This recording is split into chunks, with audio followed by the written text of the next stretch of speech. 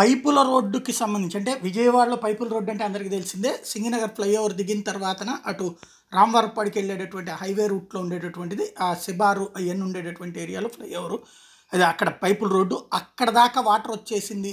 దాంతో పాటుగా ఆ పక్కన ఉన్నటువంటి సింగనగర్లో ఉన్నటువంటి కాలనీలు, ఉడా కాలనీతో పాటుగా కుందావారి కండ్రిక ఆ ప్రాంతం అంతా దాదాపు 1.5 2 లక్షల మంది నివసించే వాళ్ళందరూ ఇప్పుడు డాబాలపైకి వెళ్ళి ఉండాల్సి వచ్చింది. ప్రస్తుతం హైవే మెయిన్ రోడ్లు కూడా ఇట్లాంటి పరిస్థితి ఉంది. విజువల్స్ చూస్తే అర్థమవుతుంది.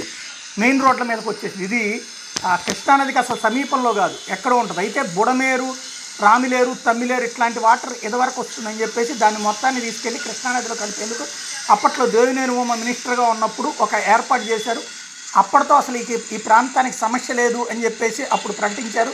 శాశ్వతంగా పరిష్కరించామని. కానీ ఆ పరిష్కారం ఇప్పుడు ఏమైందో తెలియదు. ఒక్కసారిగా ఆ వాటర్ అంతా వచ్చేసి మళ్ళీ సింగనగర్ మునిగిపోవడం అన్నటువంటిది మొట్టమొదటిసారి జరిగింది. దాదాపుగా 2004 2006 మధ్యలో జరిగిన తర్వాతన 2014 తర్వాతన అసలు ఏ ప్రాబ్లం లేదని చెప్పేసి ప్రకటించారు. ఏర్పాటు చేశామని చెప్పి ఇప్పుడు అక్కడ మళ్ళీ వాటర్ వచ్చేసేసి ఇళ్ళన్నీ మునిగిపోవటం అన్నటువంటిది అత్యంత ప్రమాదకరమైన పరిస్థితి. గతంలో కూడా లేనిది ఉడా కాలనీ లాంటివి కూడా మునగడం అన్నట్టుంది. అంతకుముందు కుందావరి కంట్రీకి దాకా వచ్చేది, లేకపోతే అవతల పక్క రాజీవ్ నగర్కి వచ్చేది. ఈ ట్రిప్ ఫస్ట్ టైం ఇక్కడ దాకా వచ్చేసింది.